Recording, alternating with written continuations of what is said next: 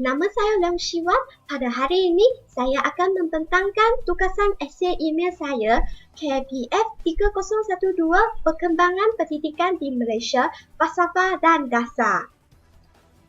Tajuk yang saya tepati dalam kursus ini ialah pengaruh dan fungsi falsafah terhadap perkembangan pendidikan.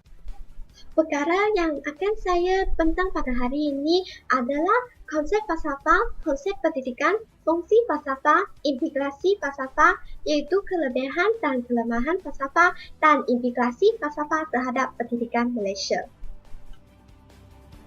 Tujuan untuk membuat esei email ini adalah untuk mengenal pasti pengaruh dan fungsi falsafah terhadap perkembangan pendidik.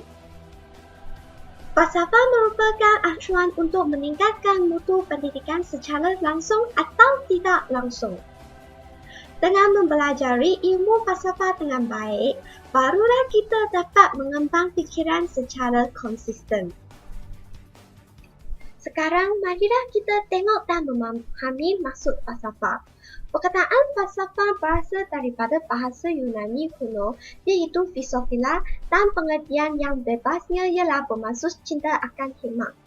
Manakala melalui kamus dewan pula, falsafah bermaksud pengetahuan tentang pengertian yang dianggap sebagai ilmu yang tertinggi dan menjadi dasar ilmu-ilmu lain. Oleh itu, konsep falsafah merupakan suatu usaha fikiran dengan tujuan mencari kebenaran. Pendidikan membawa maksud proses pengajaran atau memperbaiki pengetahuan dan membina kemahiran seseorang. Menurut Profesor Gurey, pendidikan merupakan proses pengeluarkan manusia-manusia yang mempunyai kebudayaan dan pengetahuan yang luas serta menggali dan mengambil segala seni dan pengetahuan yang amat luas. Oleh itu, pendidikan adalah pembelajaran pengetahuan, keterampilan dan kebiasaan sekelompok orang yang diturunkan dari satu generasi ke generasi yang berikutnya melalui pengajaran, pelatihan atau penelitian. Melalui falsafah, manusia akan lebih memahami tentang aspek nilai dan membolehkan mereka berfikir tentang kesan dan akibatnya.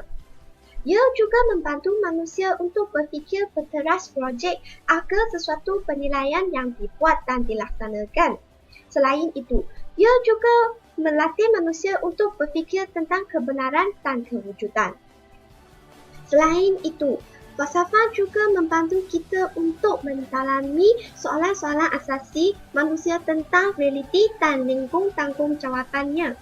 Kemampuan itu dipelajarinya dari dua cabang, iaitu secara sistematik dan secara historisis.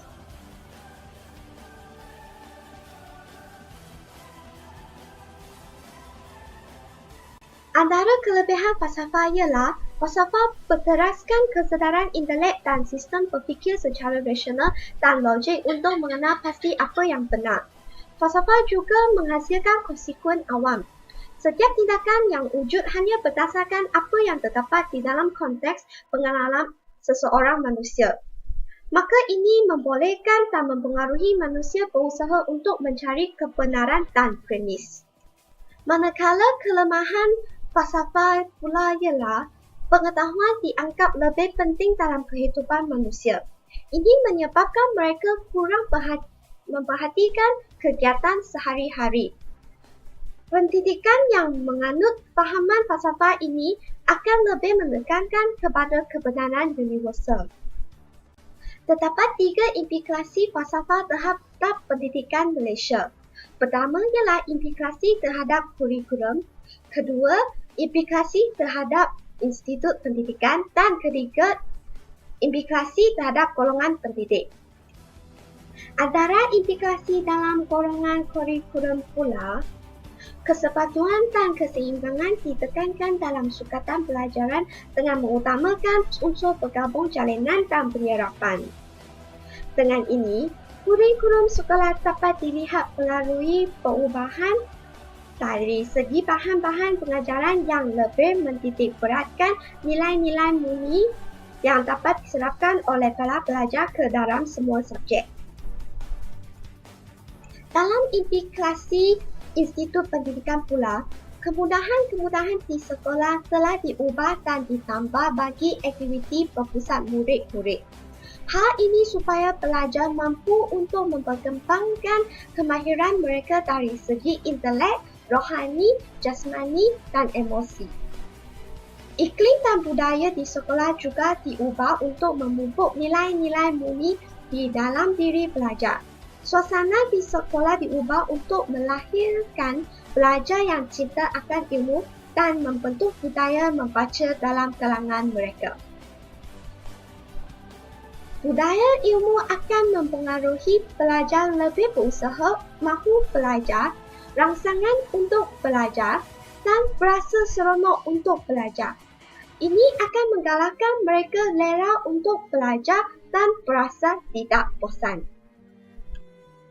Dalam integrasi golongan pendidik pula, mereka harus bersedia untuk melaksanakan strategi P&P baru untuk melahirkan insan yang seimbang. Mereka juga harus berpandangan jauh dan berusaha mencapai wawasan 2020 dan sentiasa meningkatkan kecemerlangan diri selari dengan perubahan sistem pendidikan. Tugas pendidik ialah lebih kepada mendidik pelajar agar mereka dapat menguasai pelbagai kemahiran dalam kehidupan, terutamanya dalam bidang teknikal dan vocational.